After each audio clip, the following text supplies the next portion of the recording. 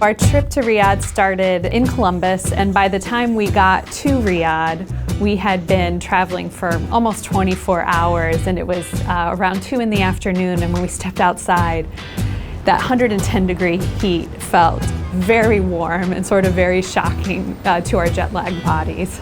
I'm Gletta J. Wallace, and I'm chief of the Eastern Shawnee tribe, and I'm here finally in Riyadh, Saudi Arabia.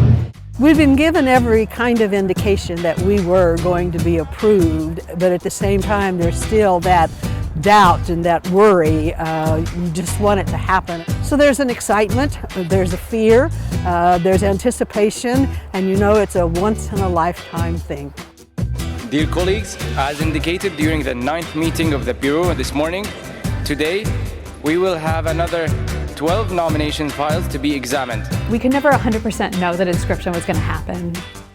There were some countries where they were having a lot of discussion about the nomination and amending the documents and making different decisions.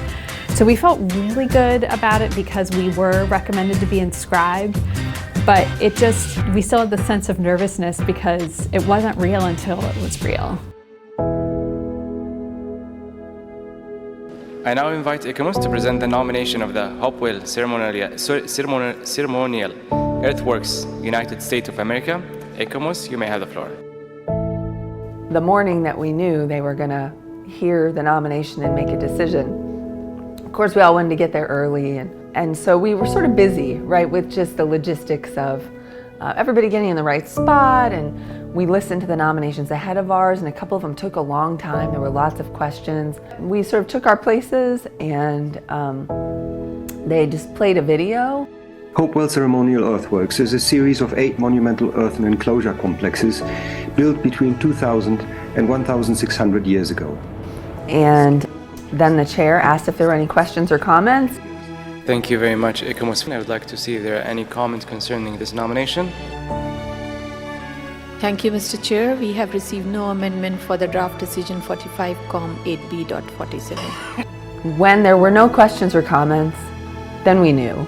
Everyone there of the 21 nations that make those votes, they had already decided, and it was unanimous, and so it didn't take long at all. And I therefore declare the draft decision 45-8B.47 adopted. Congratulations. The second that the gavel hit, there wasn't a dry eye within our delegation. From the National Park people to Ohio History Connection to Native delegation, we all were crying tears of joy. The moment that the gavel went down and the Hopewell Ceremonial Earthworks were inscribed on the World Heritage List, I just felt such a sense of elation and pride and humbleness. There were so many people who worked so hard to make this happen. we are officially inscribed. It's impossible to describe how I feel right now. Yeah. The minute that gavel came down and people start coming over from other countries, and they were shaking hands and congratulating our delegation from the United States, that was something I hadn't anticipated. You sit in the room with representatives from other countries all week, but to have them all come by and appreciate what we had done, actually really, I think that's what brought it home for me. Seeing these sites inscribed on the World Heritage List and having contributed somewhat to that achievement, it's an enormous achievement. It's an enormous sense of satisfaction, a feeling of fulfilling an obligation to these ancient indigenous people so that their accomplishments, their achievements are recognized on the world's stage. Sometimes when we're home or we're explaining what we do with history or trying to convince someone that history is important, you can feel some sense of uncertainty about that in moments, but being there where everybody was there from across the world talking about heritage, having these important discussions about it, about sites that were in danger, I was like, yes, this really, it matters, it 100% matters. Oh, the importance is not just Ohio, but the entire United States recognizing the genius of our ancestors. And the real importance is knowing that they're going to be preserved.